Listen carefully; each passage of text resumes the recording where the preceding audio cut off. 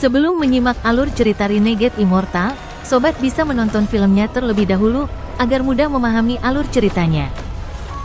Tanpa berlama-lama, lanjut ke alur ceritanya. Setiap kali mengalami metamorfosis, Raja Nyamuk akan menjadi beberapa kali lebih kuat. Tekanan di sini akan melemah hingga terasa seperti tidak ada lagi.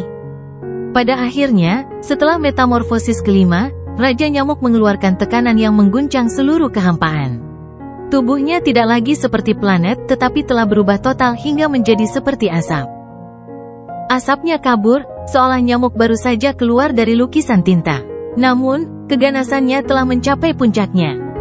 Setelah itu, Raja Nyamuk tidak lagi menyerap hukum benua astral abadi. Tubuhnya menyebar seperti kabut dan melahap 9 temannya sebelum berangkat ke kehampaan yang tak ada habisnya. Ia akan menemukan Wang Lin, temukan tuannya. Tangisan kesedihannya bergema di kehampaan. Ia tidak lagi memiliki tubuh dan hanya berupa awan kabut. Ia bergerak sangat cepat melalui kehampaan yang tak ada habisnya. Saat ia mencari, ia menjadi tidak sabar. Ia berhenti sejenak dan tubuhnya roboh sepenuhnya. Kabut berubah menjadi 100.000 bagian, menjadi 100.000 nyamuk, dan mencari ke 100.000 arah. Mereka semua menangis, memanggil tuan mereka. Jauh di dalam kehampaan, ada mayat dan peti mati mengambang di sana. Tangan kanan jenazah itu mencengkeram peti mati dengan erat. Mayat itu telah mengambang di kehampaan selama beberapa dekade. Cahaya putih samar perlahan muncul di mayat ini. Cahaya putih ini seperti cahaya putih yang diserap Wang Lin dari kedua tubuh. Itu berkumpul di dada mayat dan merupakan kekuatan misterius dari kehampaan. Pada hari ini, saat jenazah dan peti mati melayang, seekor nyamuk seukuran telapak tangan yang terbuat dari asap beterbangan. Nyamuk itu terus mengaum, melewati tubuh dan peti mati. Namun, nyamuk itu segera gemetar dan berbalik menatap tubuh dan peti mati di kejauhan.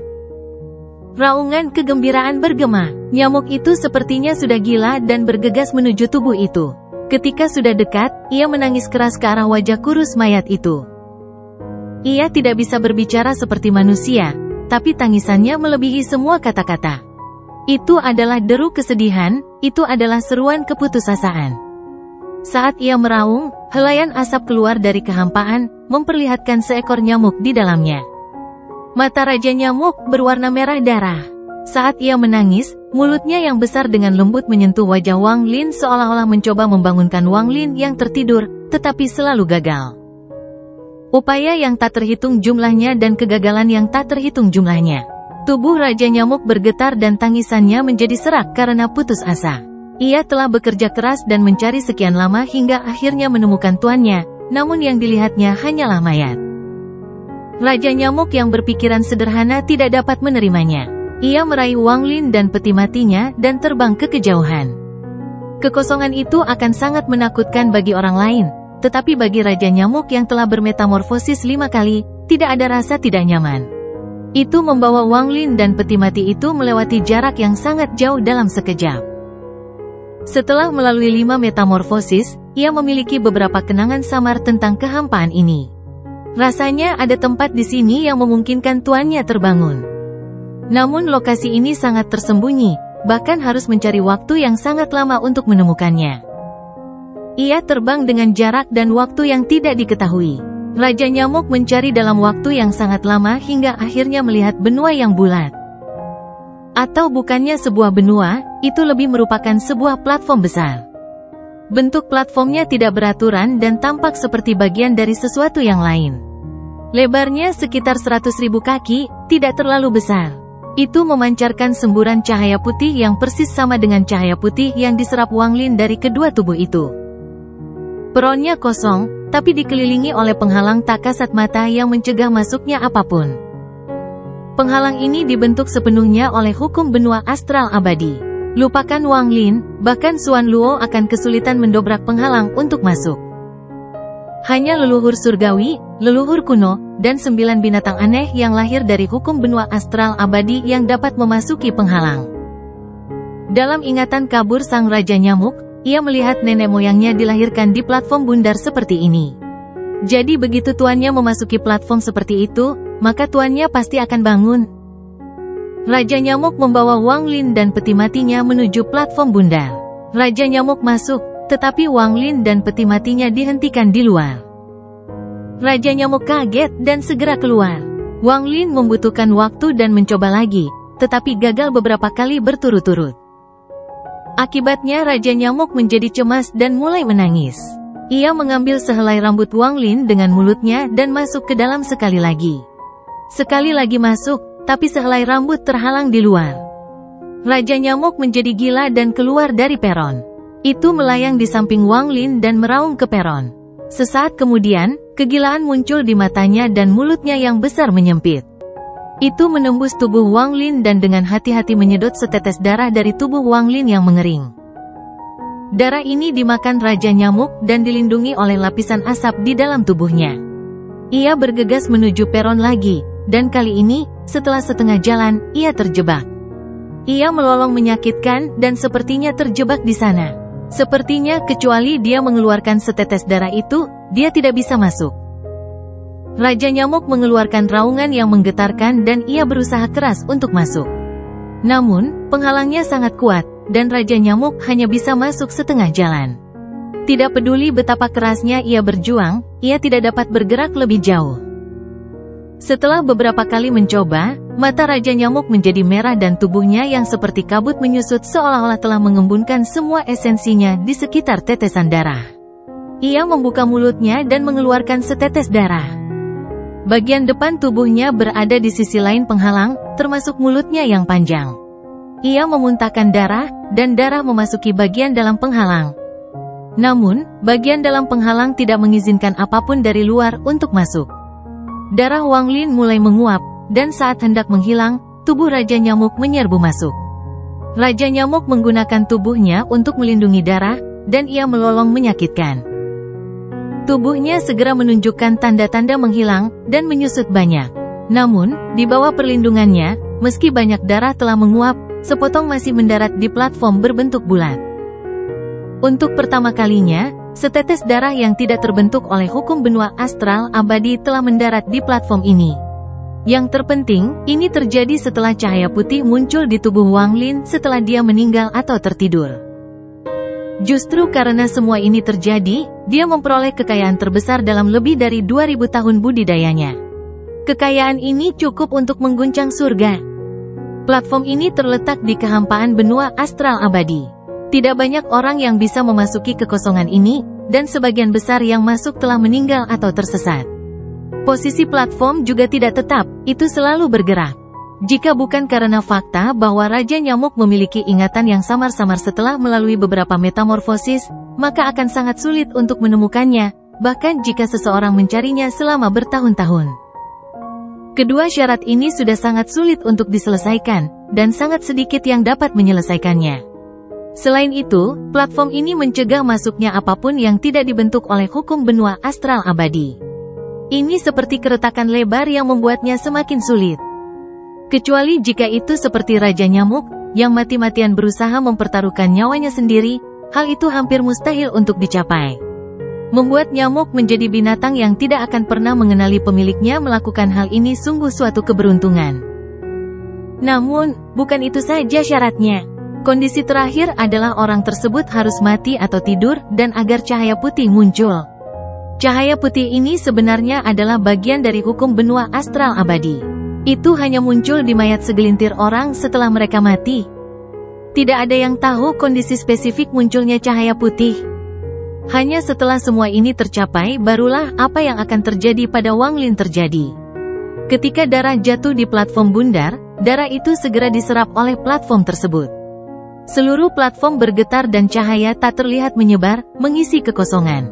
Cahaya putih datang dari segala arah dari kehampaan dan bergegas menuju peron. Platformnya bergemuruh, binatang nyamuk itu terbang kegirangan dan menjaga Wang Lin. Gemuruh menjadi semakin hebat dan platform mulai bergerak. Menjadi lembut dan ujung-ujungnya melengkung. Itu seperti telapak tangan yang mengepal dan secara bertahap menjadi cangkang kosong. Di dalam cangkang yang kosong, ada kabut darah. Kabut darah menyerap cahaya putih dan berkedip terus-menerus. Akhirnya, sesosok manusia perlahan mengembun di dalam, dan samar-samar orang bisa melihat bahwa sosok manusia itu adalah Wang Lin. Saat bayangan terbentuk dan perlahan menjadi jelas, setelah tidur selama beberapa dekade, Wang Lin perlahan membuka matanya. Dia dapat dengan jelas merasakan bahwa suatu kekuatan datang dari suatu tempat dan muncul dalam darahnya, memberi nutrisi pada tubuhnya. Kekuatan Dao kuno di tubuhnya tiba-tiba pulih. Pada saat yang sama, ketujuh esensinya mencapai puncaknya dalam sekejap. Samar-samar dia bisa merasakan bahwa versi lain dari dirinya ada di dunia ini. Saat dia perlahan membuka matanya, Wang Lin bisa mendengar tangisan kegembiraan Raja Nyamuk. Dia melihat Raja Nyamuk yang bersemangat dan melihat batu raksasa seperti cangkang. Untuk sesaat, dia seperti melihat dirinya yang lain. Apa ini? Untuk sesaat, pikiran Wang Lin dipenuhi kebingungan. Wang Lin melihat cangkang seperti buah itu. Dia tidak bisa melihatnya sama sekali, tapi dia bisa merasakan diri lain di dalam sana. Dapat dikatakan bahwa ketika dia menutup matanya, dia tidak yakin apakah dia berada di dalam atau di luar cangkang batu. Dia bisa merasakan dirinya duduk di dalam cangkang dan juga merasakan tubuh aslinya di luar. Perasaan aneh ini adalah sesuatu yang pernah dirasakan Wang Lin sebelumnya, tapi tidak sekuat sekarang. Ini adalah, mata Wang Lin dipenuhi kebingungan. Dari ingatan nyamuk, tempat ini sepertinya sama dengan tempat kelahiran nenek moyangnya. Cangkang batu apa ini? Mata Wang Lin berbinar dan dia berjalan menuju cangkang batu. Dia mengangkat tangan kanannya dan menyentuh cangkang batu itu. Namun, saat dia menyentuhnya, kekuatan penolakan datang dari cangkang batu, menjatuhkan tangannya. Itu tidak memungkinkan dia untuk menyentuh atau meraihnya. Dia mencoba dari beberapa posisi berbeda, namun kekuatan penolakan masih ada. Pada akhirnya, Wang Lin melepaskan gagasan mengendalikan avatarnya untuk keluar. Dia punya firasat samar-samar bahwa ini akan menjadi keberuntungan besar baginya. Keberuntungan adalah avatar yang tanpa disadari tumbuh di dalam cangkang batu. Mungkin di masa depan, avatar ini akan keluar dari cangkangnya dan mengandung kekuatan yang menakutkan. Kekuatan ini adalah hukum benua astral abadi karena avatar ini lahir dalam hukum benua astral abadi seperti nenek moyang Raja Nyamuk. Tidak ada gunanya menghancurkannya dengan paksa. Wang Lin juga memahami bahwa alasan dia dapat membangunkan dan memulihkan budidayanya adalah karena avatar di dalam cangkang batu itu. Dengan hubungannya dengan avatar, sepertinya pertumbuhan avatar tersebut akan membuat tubuh aslinya lebih kuat. Hal semacam ini sangat aneh dan tidak dapat dijelaskan dengan jelas. Wang Lin diam-diam merenung untuk waktu yang lama. Ketika dia berada di dunia gua, dia menemukan beberapa batu giok kuno tentang Feng Shui. Hal ini sepertinya sangat mirip dengan Feng Shui. Dalam Feng Shui, banyak perhatian terfokus pada lokasi pemakaman. Lalu, memiliki avatarku di sini sama dengan menjadikan ini tempat pemakaman.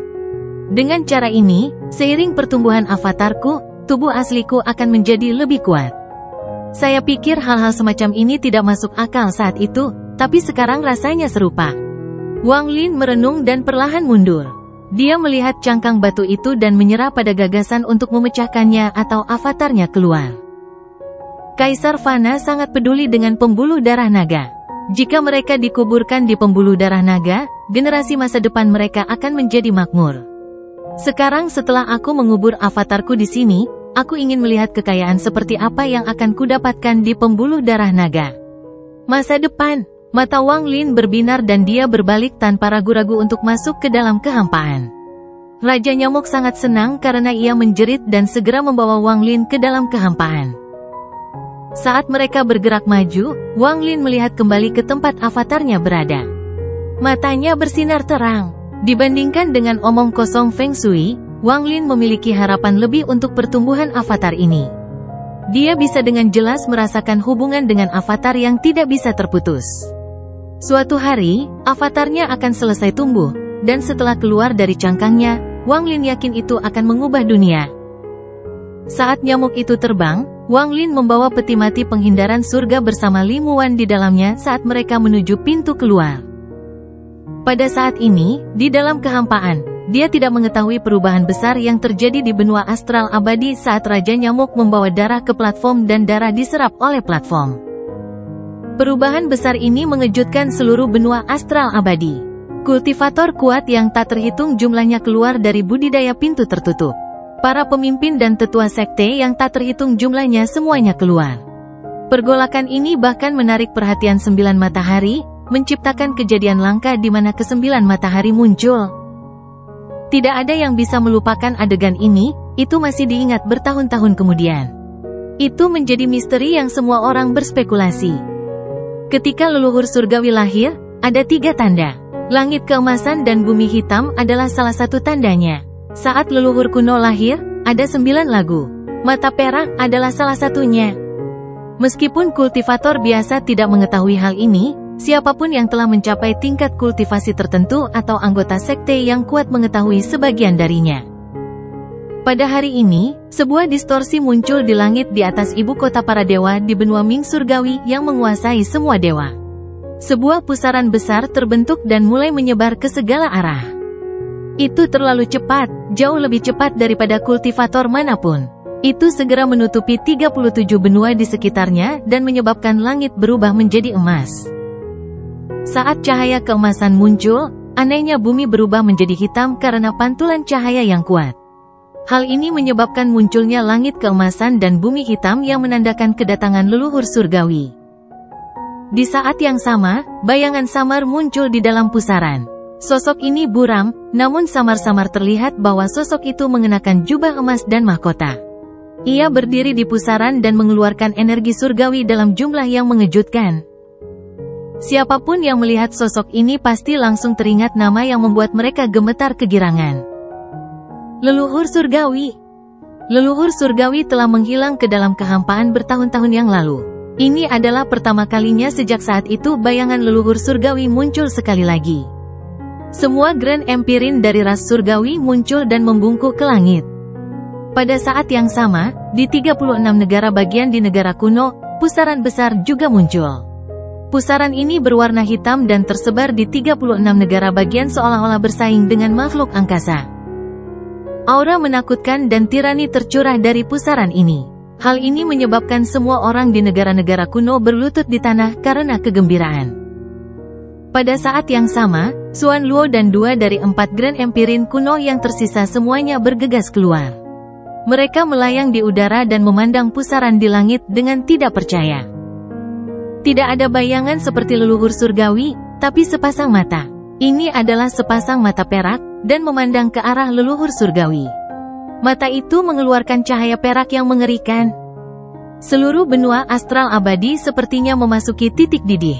Ke-9 matahari muncul pada saat yang sama, dan tekanan yang dilepaskannya menyebabkan semua orang gemetar. Jika ini yang terjadi, itu hanya akan mengejutkan semua orang tetapi tidak menimbulkan banyak spekulasi. Setelah bayangan dan sepasang mata muncul di langit, pusaran raksasa ketiga muncul di antara tanah surgawi dan tanah kuno. Munculnya pusaran ini memicu gelombang keterkejutan dan teror yang tak terbayangkan. Ini tidak mungkin. Bagaimana bisa pusaran ketiga muncul saat ilusi leluhur langit dan leluhur kuno turun? Pusaran ketiga telah muncul di bawah leluhur langit dan leluhur kuno. Apa maksudnya ini? Apakah ini menunjukkan bahwa di dalam pusaran ketiga, ada keberadaan yang mirip dengan leluhur surgawi dan leluhur kuno? Di benua astral abadi, saat pusaran ketiga muncul, semua orang merasa terkejut tidak peduli apa tingkat atau status budidaya mereka. Bahkan 9 matahari pun memasang ekspresi serius saat merasakan pusaran ketiga. Pusaran ketiga sepertinya baru saja lahir dan masih belum stabil. Ada distorsi yang tak terhitung jumlahnya, tapi itu ada di luar pusaran leluhur surgawi dan leluhur kuno tanpa runtuh. Dan itu berkembang pesat. Setelah sekian lama, ketiga pusaran itu perlahan menghilang dari langit yang tak berujung. Sepertinya mereka tidak pernah muncul, menghilang tanpa jejak. Segalanya kembali normal, namun ketakutan yang tersisa di hati setiap orang berakar dan terus berkembang. Hal ini seperti pertanda yang menekan semua orang, membuat sulit bernapas, dan pikiran yang tak terhitung jumlahnya muncul. Dalam kehampaan, tubuh Wang Lin dikelilingi kabut. Kabut ini adalah Raja Nyamuk, dan membawa Wang Lin saat terbang ke depan. Saat ia maju ke depan, hukum benua astral abadi tampaknya sangat menurun. Jumlah yang dia rasakan adalah sesuatu yang bisa dia tanggung. Meskipun dia kehilangan arah, binatang nyamuk itu sepertinya merasakan sesuatu, dan ia terus menuju ke arah itu bersama Wang Lin. Sepanjang perjalanan, binatang nyamuk itu sangat bersemangat. Kadang-kadang ia kembali menatap Wang Lin dan menangis bahagia. Senang sekali berada di dekat Wang Lin. Terasa sangat nyaman, seperti bersama orang tuanya. Namun, bahkan dengan Raja Nyamuk yang memimpin, saat mereka semakin masuk ke dalam kehampaan, tekanan dari hukum benua astral abadi menjadi semakin kuat. Meskipun Wang Lin memiliki avatar di dalam cangkang batu yang memberi nutrisi pada tubuh aslinya, tekanannya menjadi agak sulit untuk ditanggung setelah beberapa saat. Masalah utamanya adalah dia harus memastikan Li Muwan tidak terluka sama sekali. Jika tidak ada Li Muwan, Wang Lin saat ini tidak akan memiliki masalah dengan hukum benua astral abadi. Karena Raja Nyamuk dan avatarnya, dia sudah beradaptasi. Dia memiliki keuntungan dan masih menderita. Ini menunjukkan betapa mengerikannya kehampaan ini. Tidak heran tidak ada seorang pun tanpa garis keturunan yang tepat yang pernah keluar dari kehampaan ini. Membawa Wan Er sama dengan melepaskan garis keturunannya. Wang Lin merenung dalam hati. Dia sudah melupakan perjalanan waktu. Dia tidak tahu sudah berapa lama dia berada di sini, tapi dia mengerti bahwa ini sudah 10 tahun terakhir. Saya khawatir guru tidak bisa menunggu lagi. Jika dia telah kembali ke klan Dao kuno, maka begitu saya mencapai benua astral abadi, saya harus bergantung pada diri saya sendiri. Mata Wang Lin bersinar dan dipenuhi dengan tekad. Ini tidak masalah. Ada juga sekte Donglin yang harus saya kunjungi sekali. Jika saya bisa memasuki kolam Donglin. Ketika Wang Lin memikirkan hal ini, jantungnya berdebar kencang. Dapat dikatakan bahwa Wang Lin sangat ingin memasuki kolam Donglin. Dia ingin sekali mewujudkan ilusi dari bunga kelima. Dia ingin memiliki tubuh esensi sejati sehingga dia bisa bertarung melawan para penggarap Arcanet Tribulan. Masih ada beberapa teman lama di benua astral abadi. Saya tidak tahu siapa yang berhasil bereinkarnasi. Hehe, saya ingin tahu apakah si Tunan menjadi raja. Saya tidak tahu apakah Liu Jinbiao akan melanjutkan jalannya. Ada juga iblis itu, Su Li Guo. Aku ingin tahu nasib seperti apa yang akan dia alami di benua astral abadi. Ada juga King Sui, kupu-kupu merah. Dan Li Qianmei. Wang Lin memiliki ingatannya dan Raja Nyamuk yang menemaninya di Ovid ini, jadi dia tidak kesepian. 1 tahun, 2 tahun, 3 tahun. Waktu 3 tahun perlahan berlalu ketika Wang Lin mengingat masa lalu. Raja Nyamuk telah melambat, tapi hal itu telah membawa Wang Lin ke ujung kehampaan. Mereka berada sangat dekat dengan pintu keluar. Pintu keluar ini mungkin bukan tempat di mana Xuan Luo menunggu, tapi tempat yang diikuti oleh Raja Nyamuk berdasarkan ingatannya yang samar-samar. Tempat ini mungkin mengarah ke benua banteng surgawi atau mungkin mengarah ke tempat lain. Bahkan bisa jadi ada di 36 negara bagian di negara kuno tersebut. Dalam 3 tahun ini, Wang Lin memfokuskan kultivasi penuhnya pada Li Muwan. Di bawah perlindungannya, dia sangat aman. Pada hari ini, dia melihat cahaya di kehampaan di hadapannya. Cahaya ini tidak terang, dan berasal dari celah tipis di kehampaan. Dia bisa melihat pegunungan di balik celah tersebut. Semburan aura unik dari benua astral abadi datang dari celah tersebut. Tubuh lelah Wang Lin langsung bergetar. Raja Nyamuk juga sangat lelah. Ia berjuang untuk membawa Wang Lin ke celah tersebut, namun pada akhirnya, tubuhnya berserakan menjadi kabut dan tidak dapat mengambil bentuk. Hati Wang Lin terasa sakit pada Raja Nyamuk, dan tangan kanannya terulur ke arah Raja Nyamuk. Raja Nyamuk berubah menjadi tato tinta yang tercetak di lengan Wang Lin. Dia tidak berani membuka ruang penyimpanannya. Ketika dia membukanya terakhir kali, dia bisa merasakan bahwa itu tidak stabil dan akan menutup. Dia tidak tahu apakah ruang penyimpanan akan meledak jika dia membukanya, atau apakah itu masih ada di benua astral abadi. Wang Lin harus meluangkan waktu untuk mencari tahu hal-hal yang tidak diketahui ini. Selain beberapa pil dan harta karun, ada orang gila dan wanita berbaju perak di dalamnya. Keduanya memiliki garis keturunan dari benua astral abadi, jadi meskipun mereka berada dalam kehampaan, tidak akan ada masalah kecuali mereka seperti Wang Lin, yang mencoba melindungi seseorang saat memasuki benua astral abadi. Setelah membasmi binatang nyamuk itu, Wang Lin menggendong Li Muwan dan menyesuaikan diri. Dia membuka matanya dan menatap celah itu. Pada saat ini, rasanya seperti kembali ke medan pertempuran asing, ketika dia mencoba melarikan diri setelah berubah menjadi pemangsa jiwa. Dia melancarkan kultivasi penuhnya dan bergegas menuju celah. Dia sangat cepat dan langsung mendekat. Dia menghabiskan semua energi yang dia bisa untuk kecepatan, sisanya digunakan untuk menjaga keamanan lingkungan. Dia hanya menggunakan tubuhnya untuk maju. Dia semakin dekat dan dekat.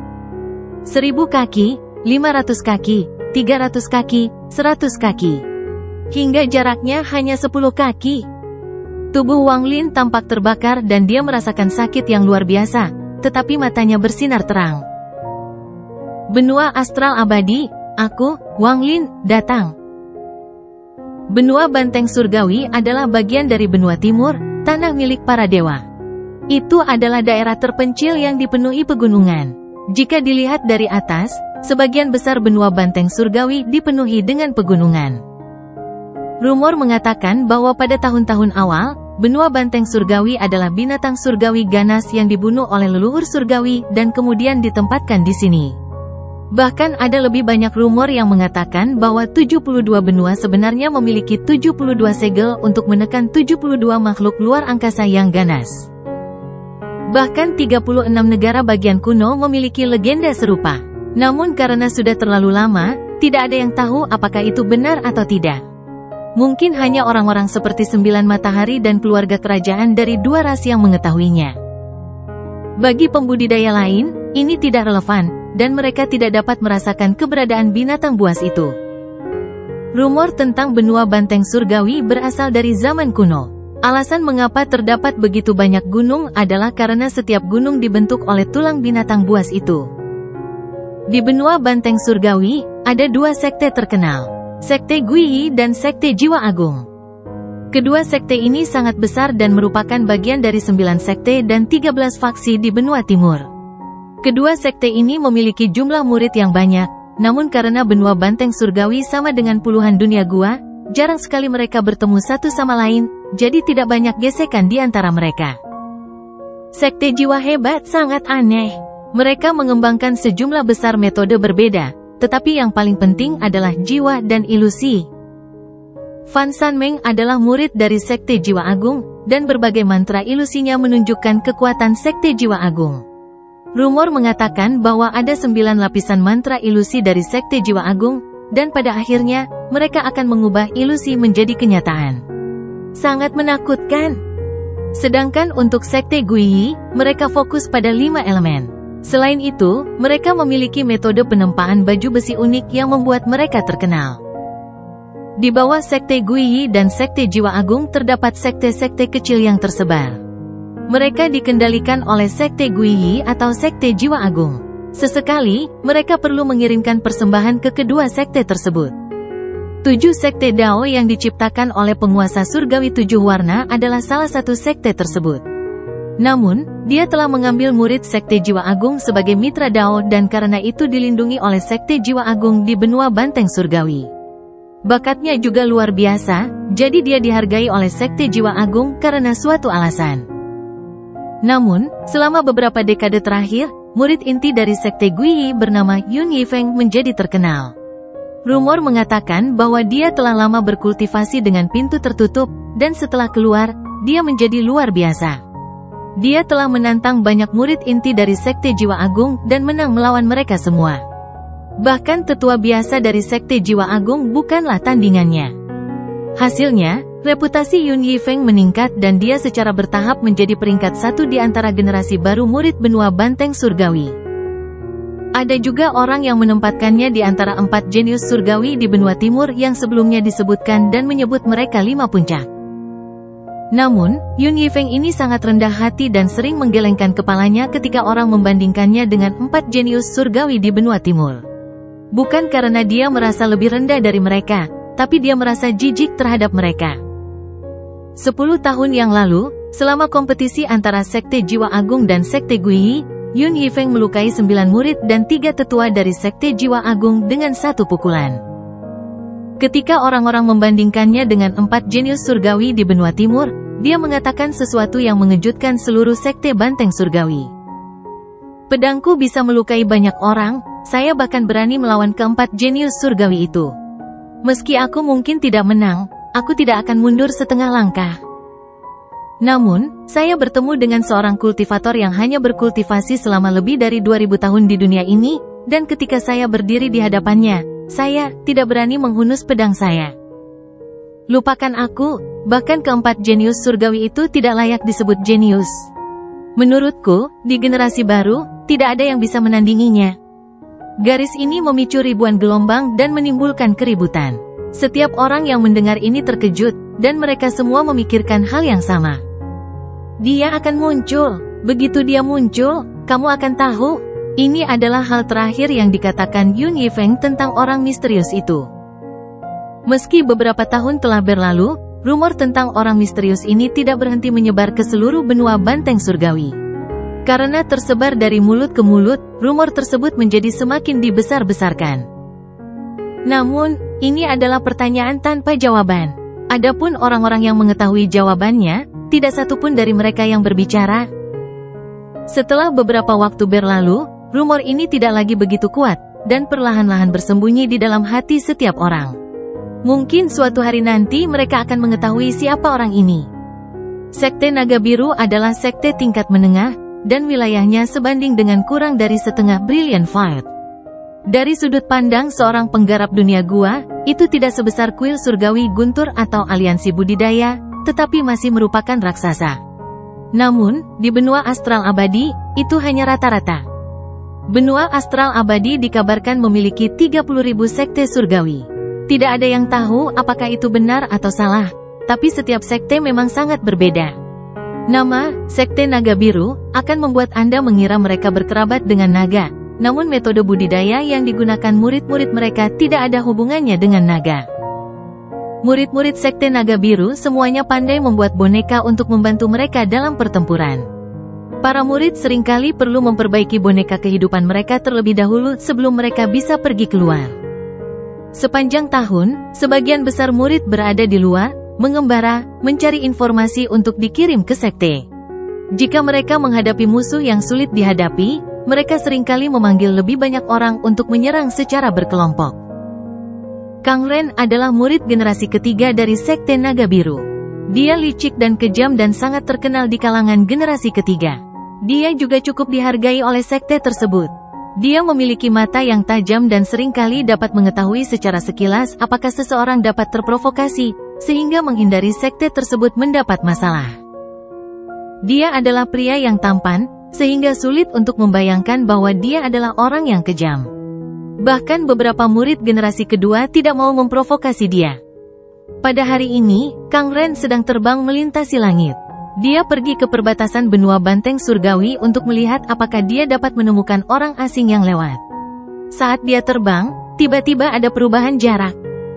Dia melihat celah muncul di sana, dan dengan kilatan cahaya hantu, sesosok tubuh terjatuh. Sosok itu tampak membawa peti mati saat terjatuh di kejauhan. Semua ini terjadi dalam sekejap.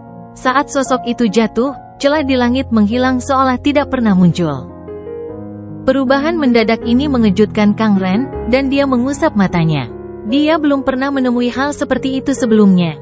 Dia melihat di mana celah itu berada dan merasa seperti sedang berhalusinasi. Namun, dia segera menjadi bersemangat dan matanya bersinar terang. Dia menyerbu ke arah tempat sosok yang membawa peti mati itu jatuh. Ada yang aneh, ada masalah, ada harta karun. Jantung Kang Ren berdebar kencang. Sekte Naga Biru didirikan oleh Du Qing, dan ini adalah kalimat pertama dari peraturan sekte tersebut. Selama bertahun-tahun, kalimat ini telah dihafal oleh setiap murid Sekte Naga Biru. Kang Ren terbang dengan kecepatan penuh, tetapi masih dengan hati-hati melindungi dirinya dengan harta karun. Saat dia terbang, dia mendengar suara gemuruh yang teredam. Di kejauhan, sosok yang membawa peti mati itu mendarat di gunung. Lebih dari separuh gunung runtuh akibat tabrakan, memperlihatkan pemuda berambut putih yang tidak bergerak. Tubuh yang sangat kuat, mata Kang Ren dipenuhi dengan keserakahan saat dia mendekat dengan hati-hati. Kang Ren pertama kali mengitari area itu beberapa kali. Setelah mengamati dengan cermat beberapa saat, dia perlahan-lahan mendekati gunung yang runtuh tempat Wang Lin berada. Dia menatap Wang Lin, yang terbaring di sana, dan matanya dipenuhi kegembiraan dan keserakahan yang tidak bisa dia sembunyikan. Tubuh yang sangat kuat. Ini sangat jarang terjadi pada orang yang bukan berasal dari negara kuno. Melihat penampilannya, dia tidak memiliki bintang di antara alisnya dan tidak memiliki aura yang dimiliki oleh orang-orang biadab dari negara kuno itu. Orang ini seharusnya bukan seorang kultivator negara kuno.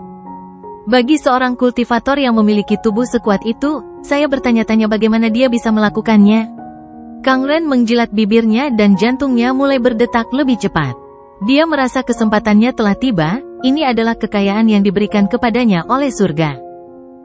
Dia tidak menyangka benda seperti itu akan jatuh di hadapannya saat dia baru saja terbang melintasi langit. Aura orang ini telah hilang semua dan dia dalam kondisi setengah mati. Sempurna untuk saya sempurnakan menjadi boneka. Dengan boneka ini, aku bisa menyapu seluruh murid generasi kedua di Sekte Naga Biru. Jika aku bisa menarik perhatian leluhur lama dan diterima sebagai murid, maka aku akan menembus surga. Saat Kang Ren memikirkan hal ini, dia menjadi lebih bersemangat. Meski bersemangat, dia tidak lupa untuk berhati-hati. Dia berhenti beberapa ratus kaki dari Wang Lin dan bahkan bersiap melarikan diri untuk memanggil sekte jika keadaan menjadi buruk. Lagi pula, jika dia tidak bisa memilikinya sendiri, melaporkannya ke sekte masih merupakan pencapaian yang luar biasa. Tangan kanannya membentuk segel dan celah muncul di pergelangan tangannya, tapi celah itu menghilang dengan cepat. Sebuah batu giok berwarna tinta muncul dan aura kekerasan dengan cepat menyebar darinya. Sambil memegang batu giok ini, Kang Ren melemparkannya tanpa ragu-ragu. Giok itu terbang ke arah Wang Lin dan mendarat di dadanya. Dengan keras, batu giok itu meledak dan mengguncang gunung, menciptakan dampak yang kuat. Di bawah keterkejutan ini, Kang Ren mundur 1000 kaki, dan kegembiraan di matanya menjadi lebih kuat. Dia tidak melawan, dia pasti sudah mati dan tidak pingsan begitu saja. Kang Ren tersenyum cepat sebelum maju ke depan dan langsung tiba di sebelah Wang Lin. Meskipun dampak dari batu giok itu sangat kuat, namun tidak mampu melukai Wang Lin sama sekali. Sebenarnya, batu giok yang hanya memiliki kekuatan seorang kultivator pembersih nirwana tidak akan melukai Wang Lin bahkan jika jumlahnya puluhan atau ratusan. Sedangkan untuk peti mati penghindar surga, masih dilindungi oleh Wang Lin, jadi tidak rusak sama sekali. Lupakan Kang Ren, bahkan seorang kultivator yang telah melalui beberapa arcanet tribulan akan kesulitan untuk merusak peti mati tersebut. Ketika Kang Ren mendekati Wang Lin, matanya menyipit dan dia melihat peti mati penghindar surga di belakang Wang Lin. Dia melihat wanita itu di dalam. Meskipun wanita itu sangat cantik, penampilan tidurnya menyebabkan pikiran jahat muncul di matanya. Haha, sebelumnya saya tidak melihat dengan baik. Tapi ternyata ada kultivator wanita di sini. Bagus, bagus, saya akan menyempurnakan kultivator perempuan ini menjadi boneka juga dan meminta dia melayani saya. Sungguh suatu hal yang menggembirakan. Kang Ren menjilat bibirnya dan tangannya membentuk segel sebelum dia menunjuk ke langit. Keretakan muncul di pergelangan tangan kanannya dan jaring besar terbang keluar. Itu menjebak Wang Lin dan peti mati di punggungnya. Lalu Kang Ren melambaikan lengan bajunya dan dia dikelilingi oleh angin hitam. Dia mengira dia telah memperoleh kekayaan besar dan terbang ke kejauhan. Kang Ren sangat bersemangat, dan dia tidak berani tinggal lama di luar. Satu-satunya pemikiran di benaknya adalah kembali ke sekte untuk menyempurnakan bonekanya. Sekte Naga Biru terletak di pegunungan besar yang dikelilingi oleh racun. Pegunungan di dekatnya dilubangi menjadi ruangan batu yang tak terhitung jumlahnya untuk dijadikan gua. Adapun Kang Ren, dia terbang melewati lembah dan mendekati gunung. Dia langsung memasuki salah satu gua dan melambaikan tangan kirinya. Pintu gua perlahan-lahan tertutup dan formasi diaktifkan untuk membuat pintu itu menjadi sangat kuat. Dia masih belum yakin, jadi dia melambaikan tangannya dan 9 boneka dari berbagai usia muncul menjaga pintu. Pada saat yang sama, 2 orang kayu berwarna gelap muncul di dalam gua. Saat Kang Ren berjalan keluar, kedua pria yang terbuat dari kayu itu memperlihatkan cahaya hantu di mata mereka. Kang Ren bahkan tidak melihat ke arah mereka saat dia berjalan melewati mereka. Dia tiba di kedalaman gua. Ada mutiara malam di sini yang mengeluarkan cahaya lembut yang menerangi gua dengan tenang. Namun cahayanya tidak terlalu kuat sehingga membuat gua terasa gelap. Ada formasi selebar sekitar 100 kaki yang mengeluarkan semburan aura ungu di bawah cahaya mutiara malam. Aura ini membuat formasinya terlihat sangat aneh. Di samping formasi, Kang Ren melambaikan tangan kanannya. Wang Lin, yang dibawa olehnya, mendarat di dalam formasi. Kang Ren dengan bersemangat menggosok kedua tangannya sambil menatap formasi yang dikelilingi kabut, matanya bersinar terang. Kang Ren melambaikan tangan kanannya dan sebagian bahan yang digunakan oleh Sekte Naga Biru untuk memurnikan boneka terbang menuju formasi. Pada saat yang sama, tangan kirinya membentuk segel dan menekannya pada formasi. Formasi itu bergemuruh dan mulai aktif. Kabut tersebut membentuk pusaran. Kemudian sumber api ditarik dari tanah di bawah formasi tersebut, menyebabkan gua tersebut terisi panas. Gelombang panas mendarat di tubuh Kang Ren dan langsung menyebabkan keringat muncul di dahinya. Setiap kali saya memurnikan boneka, saya perlu menggunakan api tanah yang terlalu panas. Hanya pembangkit tenaga listrik dengan esensi api yang tidak dapat terpengaruh oleh api bumi, mereka bahkan dapat menggunakannya untuk bercocok tanam. Saya tidak tahu kapan saya akan menjadi seorang kultivator yang kuat juga. Mata Kang Ren dipenuhi kerinduan. Dia mempercepat ekstraksi api bumi dan mulai memurnikan. Dia terus melemparkan material ke dalam formasi, dan ekspresinya sangat bersemangat. Tidak peduli siapa kamu dulu, sekarang kamu berada di tanganku, kamu akan menjadi bonekaku. Aku akan menyempurnakanmu, aku pasti akan menyempurnakanmu. Ketika formasi diaktifkan, di luar gua, pemuda bungkuk itu dengan hormat berdiri di puncak gunung lain, dan di hadapannya ada seorang lelaki tua berambut putih. Wajah lelaki tua ini berwarna hitam keunguan, sangat kontras dengan rambut putihnya. Aura seorang kultivator Nirvana Void tahap awal menyebar dari tubuhnya. Kamu berani mengganggu budidaya pintu tertutup orang tua ini karena masalah sepele seperti itu? Bahkan jika kamu memiliki dendam pribadi terhadap Kang Ren. Saat lelaki tua itu berbicara, matanya bersinar dan tatapannya menembus gua tempat Kang Ren berada. Ia merasakan formasi yang digunakan untuk menghaluskan boneka bergemuruh. Pemuda bungkuk itu berlutut di sana dan berbisik, "Guru, ada yang aneh dengan boneka yang dibawanya kembali. Kang Ren jarang sekali terburu-buru. Aku kenal dia dari kecil, pasti ada masalah. Boneka itu pasti harta karun. Saya harap guru dapat mencurinya dan memberikannya kepada murid." Orang tua itu masih melihat ke kejauhan dan setelah sekian lama, pupil matanya mengecil dan dia berdiri. Melihat lelaki tua itu berdiri, pemuda bungkuk itu memperlihatkan ekspresi gembira. Untuk mengeluarkan begitu banyak api, memang ada masalah. Lupakan saja, ikuti saya untuk melihat boneka jenis apa yang dia sempurnakan. Orang tua itu melambaikan lengan bajunya dan berjalan keluar gua. Pemuda bungkuk itu dengan cepat mengikuti sambil nyaris tidak bisa menahan kegembiraannya. Adapun Kang Ren, dia basah kuyup oleh keringat, tapi dia bahkan lebih bersemangat. Dia tidak lagi duduk, tetapi berjalan mengelilingi formasi. Dia terus memasang segel dan memasukkan berbagai bahan. Kegembiraan di matanya menjadi semakin kuat. Saya telah menggunakan semua materi saya. Setelah saya berhasil menyempurnakan boneka ini, haha, Kang Ren telah melupakan segalanya dan bergerak lebih cepat. Wang Lin terbaring di dalam kabut dan dikelilingi oleh api seolah-olah sedang terbakar. Namun, api di sekujur tubuhnya tidak membakarnya sama sekali. Mereka tampak bersemangat dan terus memasuki tubuhnya.